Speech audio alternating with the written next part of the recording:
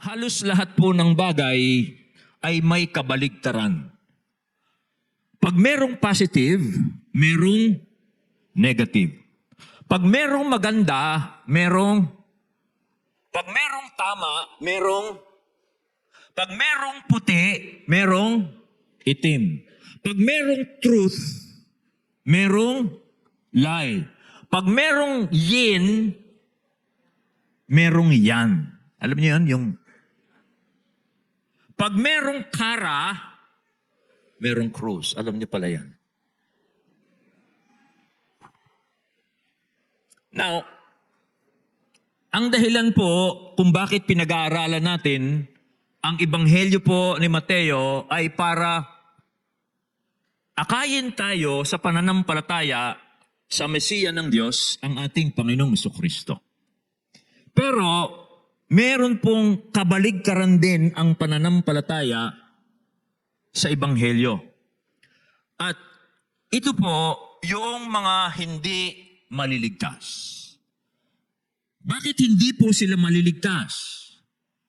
Okay, ito pong passage na ating binasa ay nagsasabi kung bakit hindi maliligtas ang isang tao. Yes, ang Panginoon ay dumating para iligtas ang lahat ng sasampalataya sa Kanya. Pero merong mga hindi maliligtas. Now, bakit nga po sila hindi maliligtas? Itong mga talatang ito nga po ang magsasabi kung bakit. Now, bilang konteksto po, paalala sa atin, yung mga nakaraang events ay tinuntun po para sa atin ni Mateo yung pong mga galaw o movements po ni Jesus papuntang Jerusalem. At sinabi ng Panginoon kung ano ang mangyayari sa Kanya, sinabi niya sa Kanyang mga alagad, kung ano ang mangyayari sa Kanya pagdating niya sa Jerusalem. At na siya ay i-reject at siya ay hahatulang mamatay sa krus. At last week, nakita nating pumasok na po si Jesus sa Jerusalem. Now, ito pong present passage natin, ito na po ang pasimula ng conflict, pakikipagtalo, pakikipag-away halos ng Panginoon sa mga Jewish authorities na naroon sa Jerusalem. At ito nga po ay magkukulminate sa kanyang kamatayan. Now, ito pong Jewish authorities na ito po yung mga halimbawa ng mga taong hindi maliligtas. Yes, dumating ang Panginoon para magligtas ng mga taong sasampalataya sa Kanya. Gaganapin niya yung dakilang pagliligtas sa pamamagitan ng pag-aalay niya sa kanyang sarili sa krus para sa kasalanan. Pero hindi lahat ay maliligtas. So itong mga Jewish authorities, halimbawa po sila ng mga taong iyon. Now, anong dahilan? Now, siguro po, ang layunin ko kung bakit natin pag-aaralan ito, hindi lamang ito dahil kasama sa pinag-aaralan natin sa Book of Matthew, dahil inaagod natin ito. Alam naman po ninyo, kung napapansin ako, positive po ang aking mga messages. Hanggat maaari ay positibo, nakakahikayat, para tayo ay tumibay sa pananampalataya. Pero I have to be complete in my teaching sa inyo po bilang inyong pastor. Ang katungkulan ko po ay ituro ang salita ng Diyos positively or negatively. So, ngayon pong umagang ito, ay titingnan natin ano ba ang dahilan kung bakit ang isang tao ay hindi maliligtas. At siguro, pwede na rin nating sabihin sa akin, pwede ko na sabihin ang layunin ko, baka meron sa atin dito, pagkatapos nating pinag-aaralan itong Ebanghelyo ayon kay Mateo, para tayo akaying sumampalataya sa Panginoong Jesucristo, nang sa ganon tayo maligtas, baka meron pa rin hindi. Kaya gusto kong pag-aralan natin ito, tingnan natin, ano ba ang proseso? Bakit ang isang tao ay hindi maliligtas? 3 pong dahilan. Unang dahilan. Sandali po, mali yata.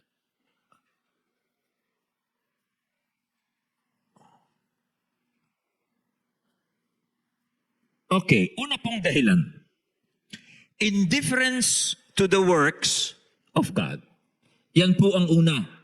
Pagsasawalang bahala sa mga gawa ng Diyos.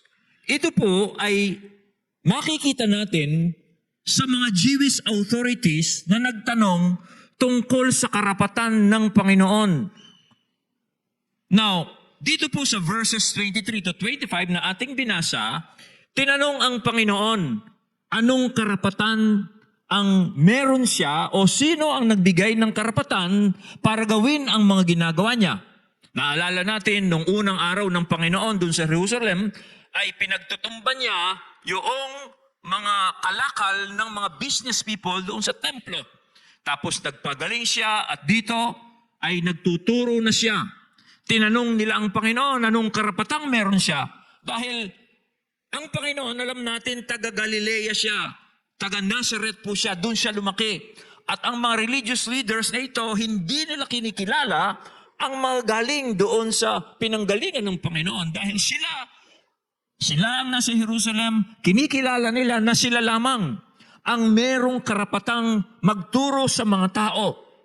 Kaya ang Panginoon sumagot sa kanila.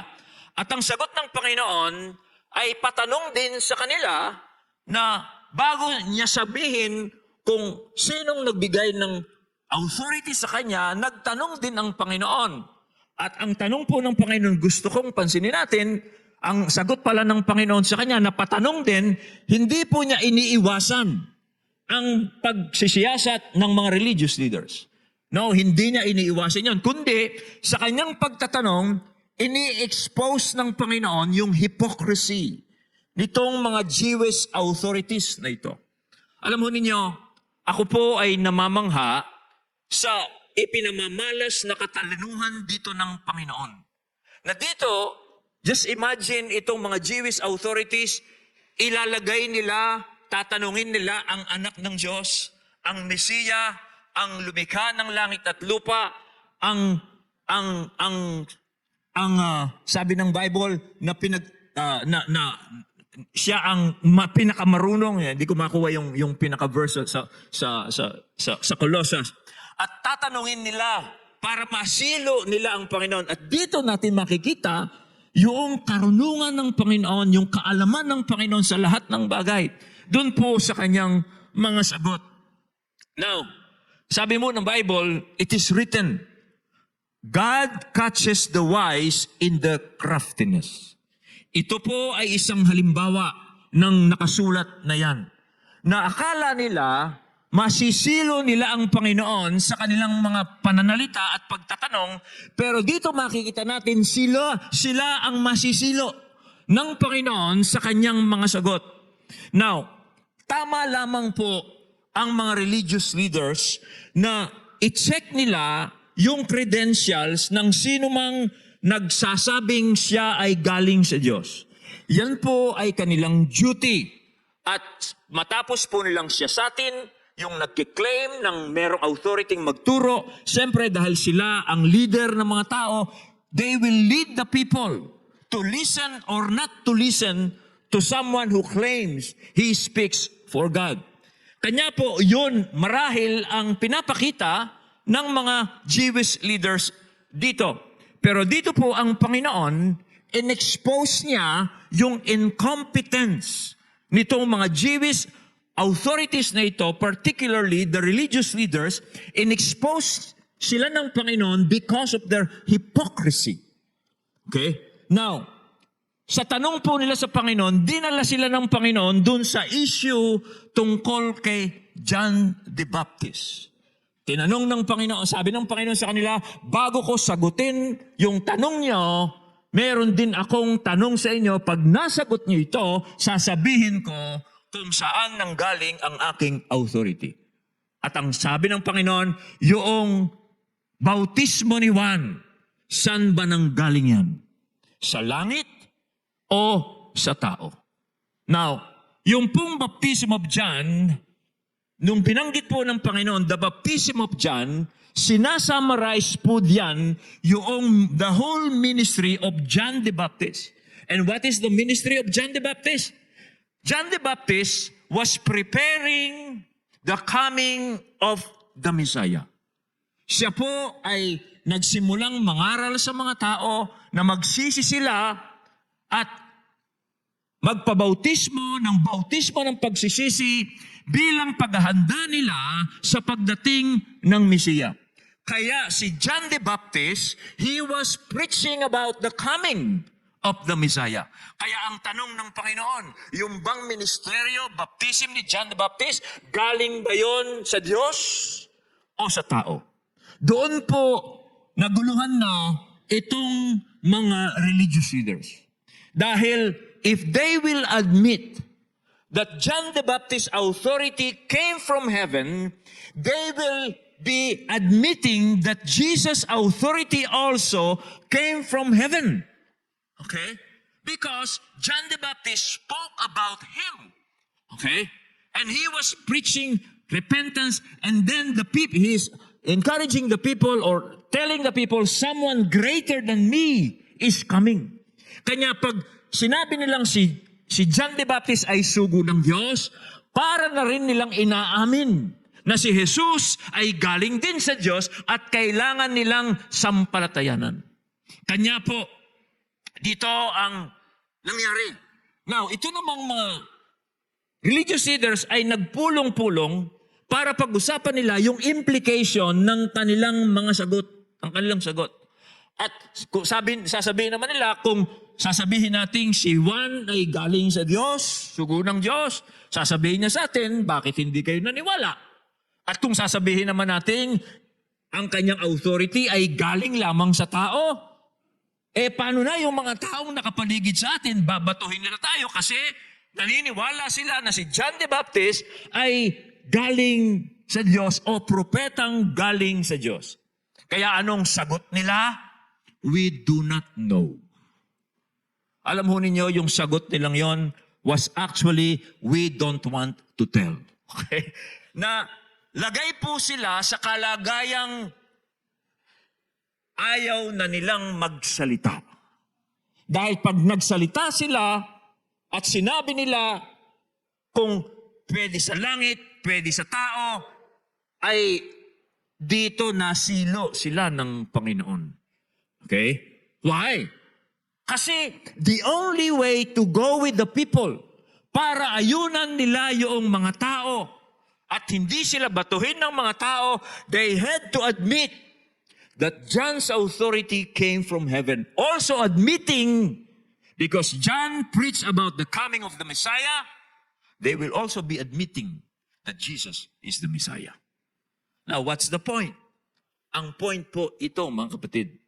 Ang isang tao po will be indifferent to God's word because he doesn't want to submit to the Messiahship of Jesus. Ang isang tao, kaya hindi siya maliligtas. Kaya magiging indifferent siya. Ipasawawalang bahala niya ang gawa ng Diyos dahil ayaw niyang pasakop sa pagiging Messiah, Panginoon, tagapagligtas ni Jesus. Yan pong isang dahilan. Kaya hindi siya maliligtas. Tulad po siya ng mga religious leaders na ito na they don't want to admit that Jesus is the Messiah. Because they have to submit to Him. They have to obey Him. They have to listen to Him. Ganyan din po ang isang tao, kaya hindi siya maliligtas. Yes, naririnig niya ang Panginoon, pero sasabihin niya, hindi ako naniniwala. Hindi ako naniniwalang si Jesus ang tagapagligtas. Hindi ako naniniwalang siya ay sugo ng Diyos. Kasi alam niya, pag siya ay nagsabi ng ganoon, he has to submit. Ito po, mga kapatid, ang isang dahilan kung bakit merong mga taong nagsasabing atheist sila. No? Hindi ako, basta ako, hindi ako naniniwalang may Diyos, walang Diyos. Bakit? Kasi the moment na aminin lang may Diyos, they know they have to bow down to God. They know they will be judged by God. Kaya ipipilit na lang nila. Sasabihin nila sa kanilang sarili o paniniwalain nila yung kanilang mga sariling walang Diyos. Dahil nga po sa ganung dahilan. Now, ang challenge ko po mga kapatid, sa sino man sa atin dito, ganun po ba kayo? Okay? Ganun po ba kayo? Hindi pinasasawalang bahala ninyo ang mga gawa ng Diyos. Yung ministeryo ni Juan Bautista na magsisi para tanggapin ang Mesiya, pinawawalang bahala po ninyo yon dahil ayaw niyong sumunod sa Mesiya. Well, mga kapatid, alam mo ninyo, kaya ko po ini-emphasize ngayong umagang ito dahil sa ating pag-aaral sa mga nakaraang linggo po, makita natin ang Diyos po ay gumagawa para sa kaligtasan natin. Kaya niya isinugo ang Panginoong Jesucristo ay para tuparin po niya ang kanyang mga ipinangako doon pa sa lumang tipan. Na ngayon, mababasa natin, pinag-aaralan natin dito sa New Testament na tinutupad ng Diyos ito, tinupad na ng Diyos ito, sinugo na niya ang Mesiyang tagapagligtas. Okay? Pero, pag isang tao po ipinasasawalang halaga niya ang mga bagay na ito, hindi siya malilikas. Paano pong tinubad ng Diyos ang kanyang pangako? Well, una, makita natin ito ang sabi sa Matthew na napag-aralan na natin. Babasahin ko lamang po paano tinupad ng Diyos ang kanyang mga pangako. Sa Matthew 3 verses 1 to 3. Nang mga panahong yon, dumating si Juan na tagabautismo sa ilang ng Judea at nagsimulang mangaral. Ganito ang kanyang sinasabi, magsisi kayo at talikuran ang inyong mga kasalanan sapagkat malapit nang dumating ang kaharian ng langit. Si Juan ang tinutukoy ni Propeta Isaiah nang sabihin niya, okay, ito ang pahayag ng isang taong sumisigaw sa ilang, ihanda ninyo ang daraanan ng Panginoon, gumawa kayo ng mga tuwid na landas na kanyang lalakaran, tinutupad ng Diyos. Itong mga sinabi niya doon sa Old Testament, nung dumating si Juan Bautista. At ano pa po ang sinasabi ni Juan Bautista na tinutupad ng Diyos noon? Sa verse 11, ito po ang sabi ni Juan Bautista, binabautismuhan ko kayo sa tubig bilang patunay ng inyong pagsisisi at pagtalikod sa kasalanan. Ngunit ang darating na kasunod ko ay magbabautismo sa inyo ng Espiritu Santo at sa apoy. Hindi higit siyang makapangyarihan kaysa akin, ni hindi man lamang ako karapat-dapat magdala ng kanyang sandalyas. That's the ministry. Tinutupad ng Diyos ito. At sabi ni Juan, maniwala kayo sa darating pagkasama ko. Sa pag wala na ako, kasunod ko. Because God was now performing His way of salvation by sending Christ. Pero, hindi maliligtas ang lahat. Ano ang dahilan? Pagsasawalang halaga sa ginagawa ng Diyos. Okay? Ayaw tanggapin, ayaw pasakop sa Mesiya. They will just pass it off. I don't believe those things. You are just making those things. I don't believe those kind of prophecies. I don't believe God. It's not, hindi dahil hindi totoo yung mga sinasabi dito, kundi ayaw lang niyang pasakop. That's the only reason.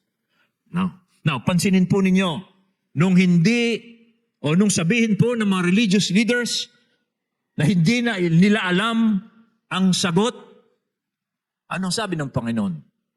Neither will I tell you by what authority I do these things. Dahil hindi nyo alam, hindi ko rin sasabihin sa inyo kung sino ang nagbigay sa akin ng karapatan para gawin ang mga bagay nito. Bakit ganun ang sagot ng Panginoon? Well, makita natin, bakit ba niya sasabihin yung authority na galing sa Diyos? Si Juan Bautista, galing sa Diyos yung authority niya, hindi sa sinunod ang Panginoon pa, siya ba ay susundin nila kahit nasabihin niyang galing sa Diyos? Dito po makita natin, mga kapatid, na pag inaalam po ng tao ang kalooban ng Diyos, tiyakin lamang niyang susundin niya ito. At huwag po niyang gagamitin yung pagtatanong niya para lamang pagtakpan yung maling ginagawa niya. Ganon ang parang nangyayari dito. Okay? Na ang isang tao, kunwari, gusto niyang malaman yung kalooban ng Diyos at hindi dahil gusto niyang sundin, kundi para pangatwiran niya sa kanyang sarili ang kanyang maling ginagawa. Yan po ang nangyari sa mga religious leaders nito, sa mga Jewish authorities na ito. Tinanong po nila yung authority ni Jesus. Hindi para sundin, kundi para ipakitang walang authority si Jesus. They don't have to obey Jesus because Jesus has no authority. Yun ang gusto nilang iparatang sa Panginoon. You don't have authority, so we don't have to submit to you. Yun ang dahilan nila. Pero ang galing ni Lord. Okay? Ang galing niya. Dahil paano mo nga ba namang dadayain, paano mong huhulihin ang Panginoon sa kanyang pagsasalita? Siya ang pinanggagalingan ng karunungan at kaalaman. Kaya ang ganun nga po ang nangyari. Ang punto po mga kapatid, sino man pong tao ang nagtatanong kung ano ang kalooban ng Diyos, tsakin natin, susundin natin. Susundin ng tao. Or else, one's hypocrisy will be manifested. Meron pong kasaysayan sa Old Testament, doon po sa Jeremiah, nung panahon po ni Jeremiah, yung mga Hudyo po ay nagpasya ng pumunta sa Egypt. Dahil sinasakop po sila ng mga Babylonians, kanya nagpasya sila, nag-usap-usap sila, na tatakas na sila papuntang Egypt. Dahil nga po yung mga Babylonian ay babalik sa kanilang bansa, yung pong temple nila nawasak na. Ngayon, nagpasya silang sa Egypt na lang sila manirahan para maiwasan yung Babylonia. Yung mga Babylonians. At nung pong bago sila umalis, ay tinawag nila si Jeremiah na isang propeta. Lahat po ng sinabi ni propeta Jeremiah tungkol sa Jerusalem ay nangyari na. At ngayon, naniwalan silang si Jeremiah ay totoong propeta. So bago sila pumunta sa Egypt, sabi na kausapin natin si Jeremiah at tanungin natin siya kung ano ang kalooban ng Diyos. Kung ito bang pagpunta natin sa Egypt ay kalooban niya o hindi. Ngayon, kung ano man ang sabihin sa atin ni Jeremiah, sundin natin siya dahil yun ang kalooban ng Diyos. So tinanong po nila si Jeremiah at si Jeremiah man bilang tapat na propeta ng Diyos, sinabi niya, huwag kayong pupunta sa Egypt. Manatili kayo dito sa Babylonia dahil yung Egypt din ay gagapiin ni Haring Nebuchadnezzar. Pero dahil po sa sitwasyon nila, bagamat sinabi nilang susundin nila yung kalooban ng Diyos, sabi nila kay Jeremiah, nagsisinungaling ka. Hindi mo sinasabi ang kalooban ng Diyos. Tumuloy sila sa Egypt. Ano nangyari? Totoo yung sinabi ni Jeremiah, sinakop din ni Haring Nebuchadnezzar ng mga Babylonian ng Egypt. Nalipol po sila dahil hindi nila sinunod ang kalooban ng Diyos. Tinanong, pero hindi sinunod. Kanya po mga kapatid, ganyan po ang isang application na makikita natin. Ang taong ayaw sumampalataya kay Jesus, sasabihin niya, ayaw kong sumampalataya, yan pong taong yan ay hindi maliligtas. Hindi niya babaguhin ang ginawa na ng Panginoon kasi gawa ng Diyos yun, layunin ng Diyos yun. Kahit nasabihin ng isang tao, hindi siya naniniwala, bahala na siya. Sabi nga po ng mga alagad, o sabi ng Panginoon, yung dugo mo nasa sarili mo ng kamay. Ikaw na ang nagpasya sa iyong kalagayan. Now, so yung po ang una, indifference in the works of God. Yung pangalawa, disobedience to the will of God. Ito naman po ay in-illustrate dito sa talinghagang kinuwento ng Panginoon tungkol sa dalawang magkapatid na kinausap ng kanilang ama. Yan po ay nabasa natin kanina. Now, kung titingnan po ninyo, ito pong parable na ito ay sagot ng Panginoon doon pa rin sa mga Jewish authorities na nagtatanong tungkol sa kanyang karapatan. Dugsong lamang po ito at dito sa pamamagitan po ng parable na ito ay pinagkumpara po ni Jesus ang disobedience ng mga Jewish authorities sa pagsunod po ng mga itinuturing nilang mga makasalanan. itong mga tax collectors at mga prostitutes sa pagsunod nila sa kalooban ng Diyos. At dito, makita po natin sa verse 28 and 29, yung tinutukoy pong unang anak. Sa nabasa ko kanina, sabi niya nakatatanda. Pero sa aking pakiwari, ito yung nakababata.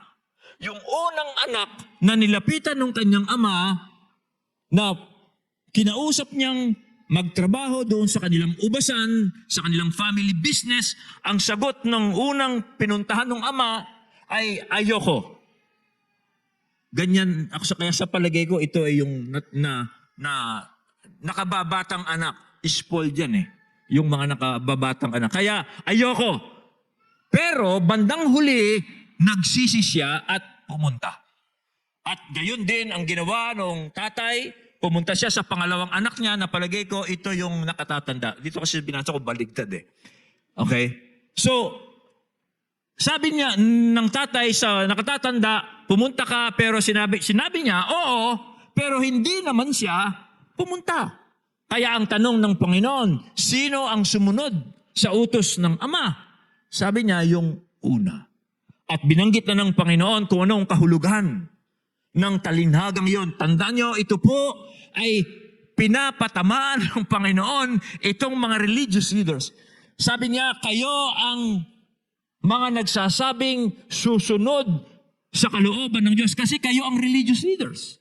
Kayo ang mga puno ng relihiyon dito sa bansang Israel. Kayo ang gumagawa ng mga pagsamba. Kayo ang nangangalaga sa templo. Kaya kayo sa tingin ng mga tao ang sumusunod sa Diyos. Pero dahil hindi kayo naniwala kay Juan Bautista, parang kayong ganun sa pangalawang anak. Pero itong mga prostitutes, itong mga paniningil ng buwis, sila ay nung una, kung titingnan mo, hindi magsisisi. Kasi hindi naman sila religious. Makasalanan yan eh. Kaya pag dumating ang Mesiya, nung dumating si Juan Bautista, ang list na magsisisi sa kanilang mga kasalanan, sino? Yung mga makasalanan. Pero sila ang nagsisi. At ganun nga ang sabi ng Panginoon. At dito po, anong pinapakita niya ang Panginoon? Okay? Sila, sabi ng Panginoon, sila ay mauunang papasok sa kaharian ng Diyos kaysa sa inyo. Dahil sila, nang marinig nila ang pangangaral ni Juan Bautista tungkol sa pagsisisi at pananampalataya sa Mesiya, sila'y naniwala. Nagpabautismo sila at sila'y sumampalataya kay Jesus. Hindi ba niya napansin dito po sa mga ebanghelyo, sino ang laging lumalapit sa Panginoon? Yung mga makasalanan. Yung pong mga religious leaders na supposedly sila ang susunod sa kalooban ng Diyos. Sila po ang hindi lumalapit sa Panginoon. In fact, ito pong mga religious leaders na ito, sila pa ang kumakalaban po sa Panginoon. Kanya po, sila, sabi ng Panginoon, ang papasok sa kaharian. Sila yung maliligtas. Sinong hindi maliligtas? Yung alam yung kalooban ng Diyos, pero hindi susundin. Yun po ang sinasabi sa mga talata. Basahin ko yung verse 32. Sabi dito, sapagkat dumating sa inyo si Juan, kinakausap niya yung religious leaders, upang ipakita ang daan ng katuwiran, gayon may hindi kayo naniwala sa Kanya. Subalit, naniwala sa Kanya ang mga maniningil ng buwis at ang masasamang babae. At kahit nakita na ninyo ito, hindi pa rin kayo nagbago ng isip at naniwala sa Kanya. Dumating si Juan Bautista, sabi ng Panginoon, tinuturo niya yung daan ng katuwiran. Ano po yung daang ng katuwiran? Repentance and faith in the Messiah. Yun ang daan ng katuwiran. Doon magiging matuwid ang isang tao sa harap ng Diyos. Pag siya'y nagsisi at sumampalataya siya sa Messiah, magiging matuwid siya sa Diyos. Pawawalang sala siya ng Diyos sa kanyang mga kasalanan at siya ituturing na matuwid ng Diyos. Yun ang tinuturo ni Juan Bautista. Yung pong mga tax collectors, yung pong mga prostitutes, sila yung lumapit. Kaya sila ang pumasok sa kaharian ng Diyos. Pero yung mga religious leaders, dead lang sila. Ayaw nilang, hindi sila sumunod. Now, sa version naman po ni Lucas, ito ang sabi ni Lucas. Sinasabi ko sa inyo, walang sino man sa mga taong isinilang ang higit na dakila kaysa kay Juan. Ngunit ang pinakahamak sa kaharian ng Diyos ay mas dakila pa sa kanya. Ang lahat ng taong nakarinig, pati na ang mga maniningil ng buwis, ay kumilala sa katuwiran ng Diyos dahil nagpabautismo sa Kanya. Dahil binautismo sila ng bautismo ni Juan. Ngunit dahil hindi nagpabautismo sa Kanya ang mga Pariseo at ang mga dalubhasa sa kautusan, tinanggihan nila ang layunin ng Diyos para sa kanila. Ano po ang application natin dito, mga kapatid? In fact, medyo matagal ako talagang iniisip ko ito. Paano natin i-apply ito sa ating pamumuhay ngayon? Itong supposedly, ang susunod sa Diyos ay yung mga religious at ang iisipin nating hindi manuniwala susunod sa Diyos ay yung mga irreligious. Dito baligtad. So, paano ko i-apply ito sa mga members ko? Sa mga pipreach ako sa saan, pinag-isipan ko pong maigi yan. At ito ang natuklasan kong application dyan. Na yung pong supposedly mga obedient, faithful, dahil matagal na sila sa faith, sila ang in the end hindi faithful and obedient. Okay. At yung mga bago sa faith, sila po ang magiging faithful and obedient. Okay? Alam mo ninyo, isang babala po ito sa mga long-time Christians. Sa mga matagal na pong Kristiyano, ito ang nakikita kong aplikasyon dito. Mag-ingat po tayo sa over-familiarity sa works of God. Huwag po nating ipalagay na kung matagal na tayong Kristiyano, ay alam na natin ang lahat ng kilos ng Diyos. Dapat po, kahit na matagal na tayo sa Panginoon, hindi po nawawala sa atin yung pagiging, yung hahangaan pa rin natin. Magiging amazed pa rin tayo sa mga ginagawa ng Diyos. Kasi kung hindi po tayo mag-iingat, akala natin kung matagal na tayo sa faith, ay alam na natin paano kumilos ang Diyos. Para pong mga religious leaders na ito. Akala nila because they are religious leaders, they are taking care of the temple, and the people are coming to the temple. Akala nila they know all about the works of God. Kaya dahil hindi na sila na-amaze sa ginagawa ng Diyos, nung dumating si Juan Bautista, nung dumating ang Messiah, they were indifferent. They don't want to obey. Isa pong delikado yon sa matagal ng Kristiyano. To presume, I know all this, whatever you are saying, I know all of them, I've been a Christian for so many years, that's delicate. Hindi na po kayo maa-amaze sa ginagawa ng Diyos. Sa ngayon po ay meron tayong 20 plus delegates sa encounter.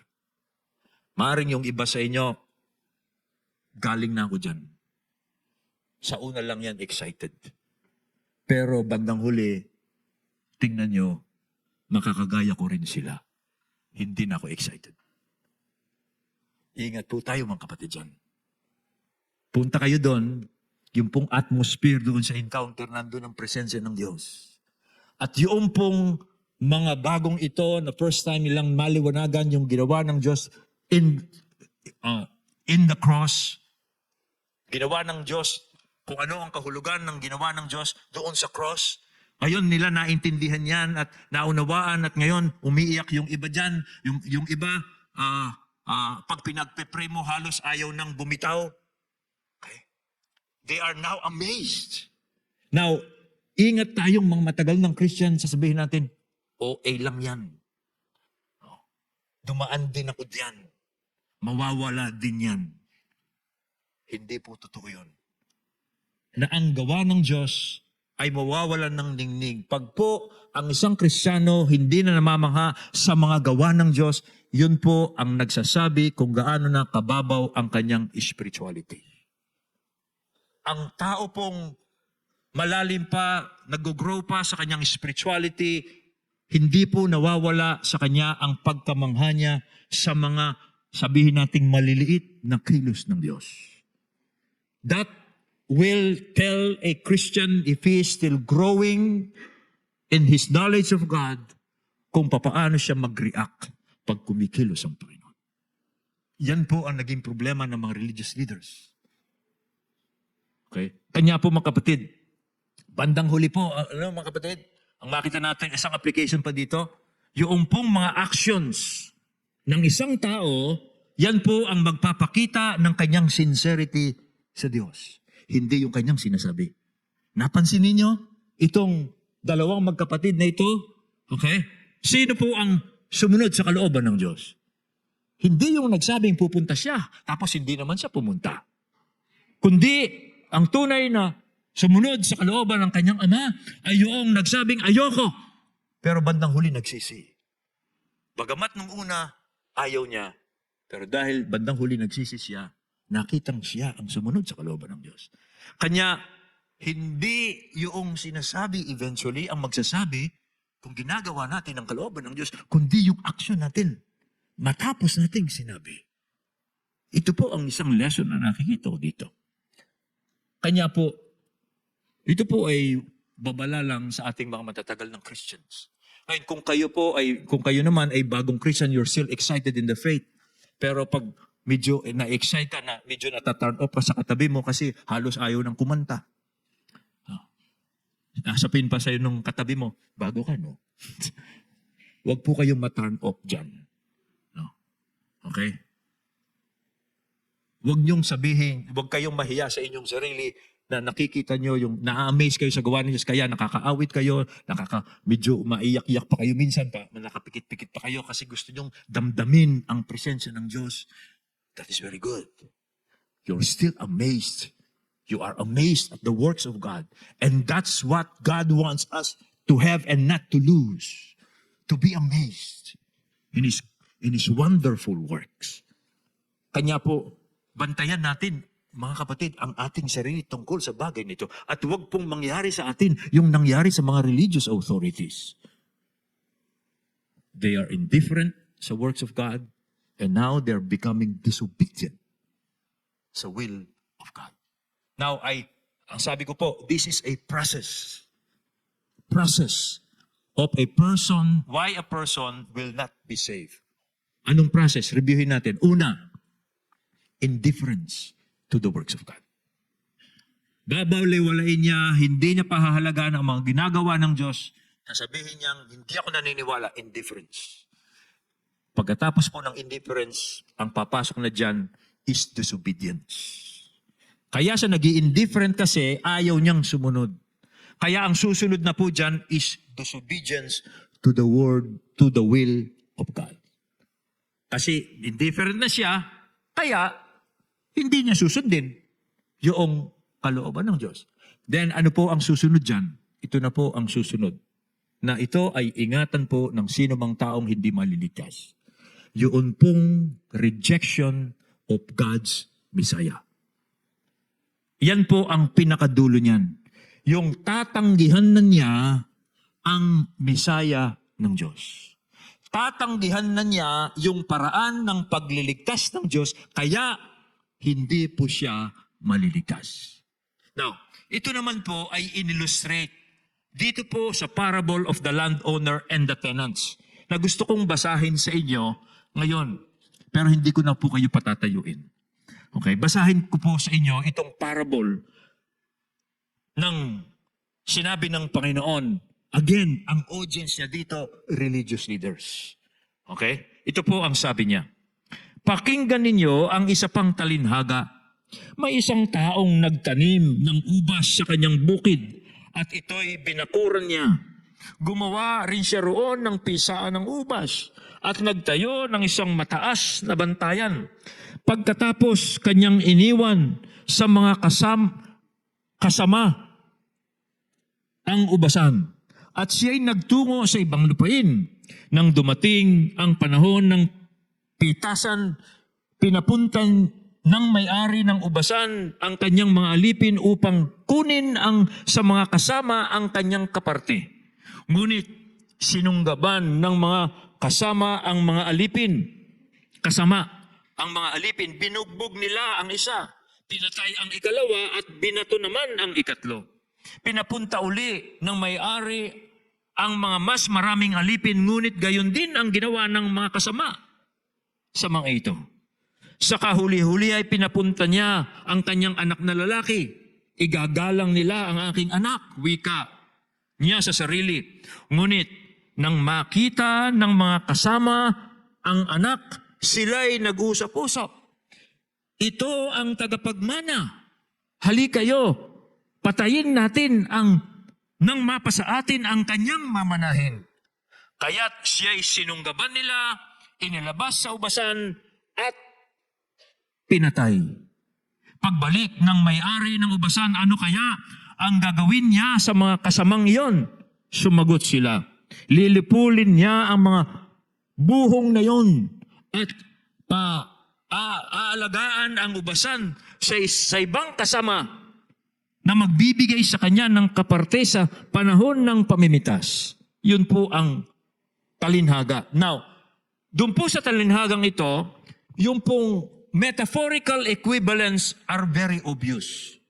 Okay? Yung pong landowner doon ay ang Diyos. Yung pong vineyard o ubasan ay ang Israel. Ang tenants po ay ang mga leaders ng Israel. Ang mga servants po ay ang mga propeta. At ang anak ay si Jesus na Messiah. Now, pansinin po natin ang mga hirap na ginawa po ng landowner para ipakita niyang umaasa siya na tatanggap siya ng ani mula sa kanyang ubasan. At umaasa siya pag inalagaan ito ng mga kasamak niya, aani siya. Gumawa po siya ng wall para to keep out the animals. Gumawa siya ng watchtower para po gwardyahan ito doon sa mga magnanakaw. Gumawa po siya ng wine press para pisaan ng mga ubas. Kung umaasa siya, naaani siya. Pero ano po ang nangyari? Kung titingnan po natin itong talinhagang ito, sinasabi ng Panginoon kung ano ang nangyari na sa history ng mga Jews, ng mga Hudyo. At kung ano pa ang mangyayari dahil dumating na ang Mesiya. So ano po ang nangyari ayon po sa kasaysayan? Well, makita natin sa kasaysayan po ng mga Hudyo, inusig po nila, pinatay nila yung mga propeta ng Diyos. Okay? At kaya po ang huling ginawa ng Diyos ay susuguin niya yung kanyang anak. At tulad doong may-ari ng ubasan, sabi niya sa kanyang sarili, ang isusugo ko yung aking anak, siguro igagalang nila yung aking anak. Pero po anong nangyari, anong ginawa ng mga tenants? Well, nung makita nila yung anak ng may-ari, sabi nila sa isa't isa, ito yung anak ng may-ari, patayin natin siya nang sa ganon yung kanyang mamanahin ay mapa sa atin. Yun po ay sinabi ng Panginoon patungkol sa sarili na gagawin ng mga religious leaders laban sa Kanya. Kaya po yung sinabi doon ng Panginoon doon sa verse 40 and 41, yun po ay warning ng Panginoon doon sa mga Jewish authorities sa kanilang masamang balak na gagawin sa Panginoon. Ngayon, ayon sa Panginoon, lahat pong ng pangyayaring ito ay ayon sa kasulatan. Na ibig sabihin, lahat pong ito na mangyayari sa Kanya ay ayon sa panukala ng Diyos. Kaya ano po ang sinabi ni Jesus sa kanila? Matapos niyang sabihin, yung pong talinhagang yun na nagpapatungkol sa kanila, i-reject nila yung Misaya, papatayin nila yung Misaya, pero sabi ng Panginoon, lahat ng ito ay ayon sa panukala ng Diyos. Kaya sabi po niya sa mga sumunod na talata, hindi pa ba ninyo nababasa sa mga kasulatan, ang batong itinakwil ng mga tagapagtayo ng bahay, ang siyang naging batong panulukan. Ito'y gawa ng Panginoon at kahangahangang pagmasdan. Bakit kahanga-hanga? Kahanga-hanga dahil bagamat tinanggihan siya ng mga religious authorities, bandang huli, siya pa rin ang itatanghal ng Diyos. That's amazing. Okay. Tatanggihan siya, papatayin siya, pero bubuhayin siyang muli ng Diyos at itatanghal siya as Messiah. Well, sabi diyan, ang batong itinakwil, that is Jesus. Yung mga tagapagtayo ng bahay, yung mga religious authorities. At siya'y naging batong panulukan, paano itinanghal ng Diyos si Jesus matapos siyang tanggihan. Well, mababasa niyo sa Bible, sa pangalan ni Jesus lamang maliligtas ang sino mang sasampalataya. Bagamat tatanggihan siya, siya'y tatanghal ng Diyos na tanging tagapagligtas. Okay? Siya ang magliligtas. Kaya siya ang batong panulukan. Ibig sabihin, the most important stone in the structure. Because without this stone, the whole structure will collapse. Bagamat tinanggihan siya, nireject siya ng mga tao, ng mga religious leaders particularly, dahil ayaw nilang pasakop sa kanya. Pero sabi ng Panginoon, itatanghal siya. Siya ang magiging batong pinaka-importante sa structure. Nang ibig pong sabihin, sa pangalan ni Jesus, doon lamang ang kaligtasan. Now, isn't that amazing? Ni-reject, pero itinanghal na tagapagligtas. Okay. At sabi po ng Panginoon, ito'y gawa ng Panginoon at kamangha-manghang pagmasdan. Kamangha-mangha dahil tinanggihan, pero siya ay itinanghal. Kaya po, alam mo nyo, ang application po natin dito ay ito. Marami pong hindi alam ang tao sa ikapapahamak niya. Marami. Kung hindi lamang po ang Diyos ang gagawa, hindi po maliligtas ang tao. Ang tao po, naturally, he will reject the Messiah. A person will easily reject the Messiah because he doesn't know. Hindi niya alam na yun ang tagapagligtas. At ayaw niyang tanggapin dahil ayaw niyang magpasakop. Kaya kung hindi itatanghal uli ng Diyos ang Messiah, hindi maliligtas ang tao. I think that is one of the application here. Kaya kamangha-mangha ang gawa ng Diyos. Bagamat nire-reject ang Messiah, bubuhayin siya ng Diyos para bigyang uli ng pagkakataon ang tao. Kasi maraming bagay ang hindi alam ng tao na ikapapahamak niya kung hindi kikilos ang Diyos. Kung hindi dahil sa biyaya ng Diyos. Ito po nakikita kong aplikasyon yan. Okay? Siya po si Pedro, nung kausapin po niya, mangaral siya doon sa mga Israelita na nag-reject sa Messiah, ito ang sabi ni Pedro. Kaya't dapat malaman ng buong sambahayan ng Israel na itong si Jesus na inyong ipinako sa krus, he is emphasizing that. Okay? Pinako siya sa krus ay itinalaga ng Diyos na Panginoon at tagapagligtas. Kung hindi gagawa ang Diyos, kapatid, no? Do you remember when you first heard about Jesus? Your first reaction, my first reaction, was to reject him. I don't want anything to do with Jesus. But because God was persistent, because somehow hindi po natin naintindihan yung implikasyon ng ating pagtanggi noon. Pero salamat sa Diyos. Patuloy pa rin niyang pinakita sa atin that we need the Messiah or else we will not be saved. Okay? Kanya po, ito yung pangatlong dahilan kung bakit ang isang tao hindi maliligtas. Yung tagapagligtas na ibinibigay ng Diyos sa kanya, tatanggihan niya. Tatanggihan niya dahil bulag siya. Bulag po siya sa kasalanan. So, ano po ang application natin dito mga kapatid? Mag-ingat po tayo sa response natin kay Jesus. Mag-ingat po tayo dyan. Ingat tayo. Okay? Sabi ng Bible, yung tagapagtayo ng bahay, yung mga tagapagtayo ng bahay, ni-reject yung pinakamahalagang bato. Alam mo yun, isang application dyan, kung sino yung tagapagtayo ng bahay? Ito yung mga builder. Sa panahon natin, sino mga tagapagtayo ng bahay? Well, maaari natin sabihin yung isang taong nagtatayo ng kanyang pamilya. Di ba? Gusto niyang itayo yung kanyang pamilya, gusto niyang magkaroon ng isang masaya, ano pang pamilya, maayos na pamilya, nagtatayo siya. O sabihin din natin, isang taong nagtatayo ng kanyang karir. Okay, gagawa siya ng paraan para itayo niya yung kanyang karir. O isang taong nagtatayo ng kanyang business or whatever na gusto niyang itayo. Siya ay tagapagtayo siya. Pero, maaari niyang i-reject. Sabi niya, bakit ko tatanggapin si Jesus?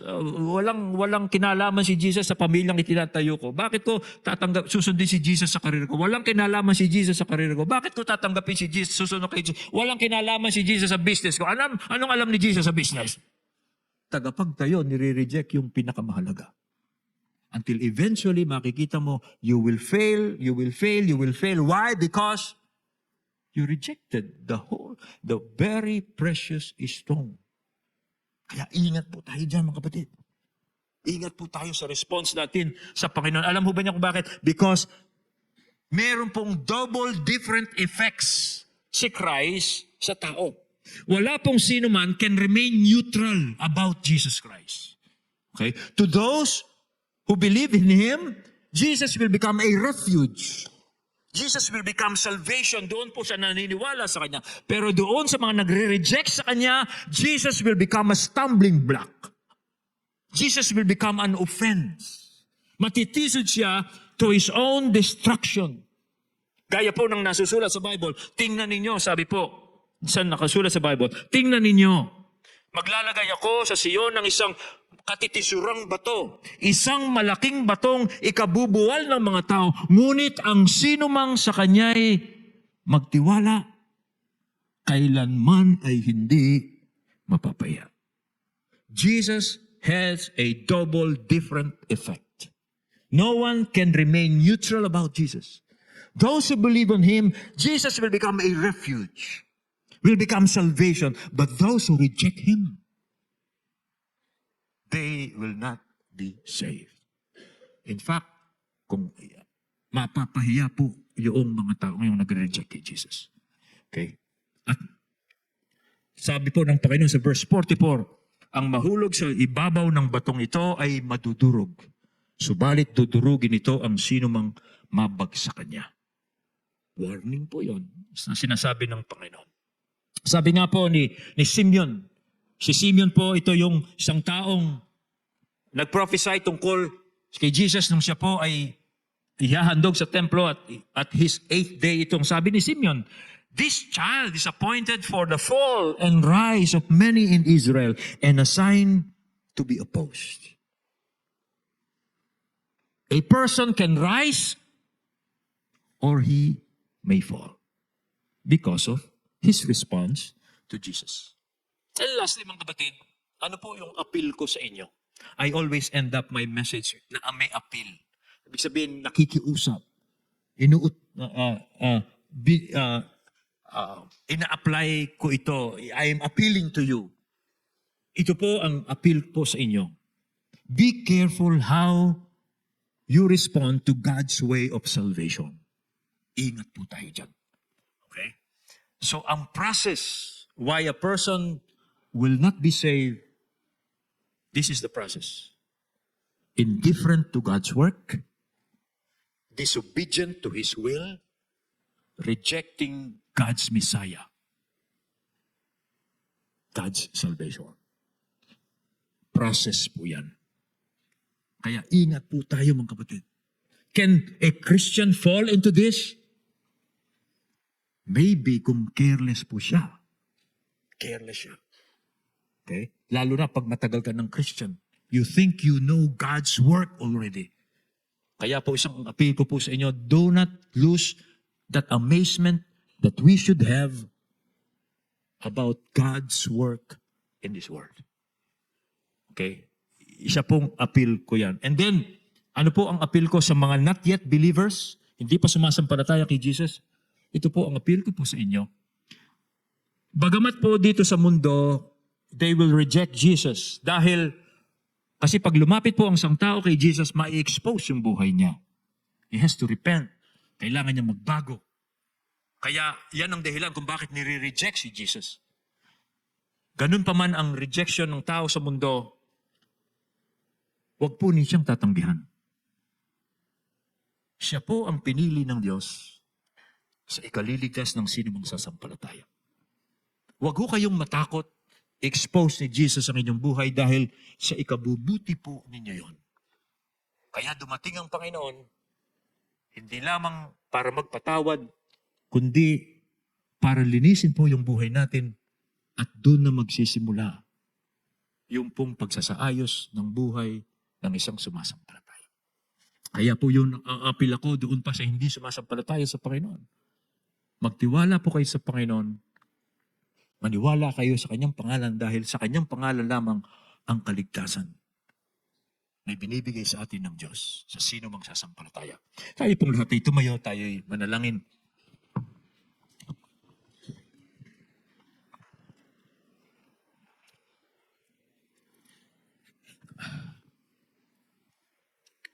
Kayo po ang tapat na Diyos na hindi po ninyo iniwan ng tao nung siya'y mahulog sa pagkakasala. Isinugo po ninyo ang Mesiyas at ang pangalan niya ay si Jesus. Ang ibig sabihin ay kaligtasan. O Diyos, kaming mamatatagal ng mga Kristiyano, wag po kaming mawalan ng pagkamangha sa iyong mga gawa. Patuloy po kaming masyahan sa mga kilos ng Diyos. Lalong-lalo na sa mga taong nagsisisi at nagbabalik loob sa Diyos. Dahil ito ay kilos po ninyo, kilos ng iyong biyaya at habag. Panalangin ko rin po, naway, kung meron pa po sa amin dito ang nagre-reject sa Messiah, o Diyos, naway maging hamon ang mga salitang narinig niya at itinuro ko ngayong umagang ito. Huwag niyang mamatigasin ang kanyang puso nang sa ganon, huwag masayang ang kanyang pakikinig ng iyong mga salita. Dahil hindi yung nakikinig ang binibless mo, kundi yung mga sumusunod sa iyong mga salita. Ito pong aming panalangin sa pangalan ni Jesus.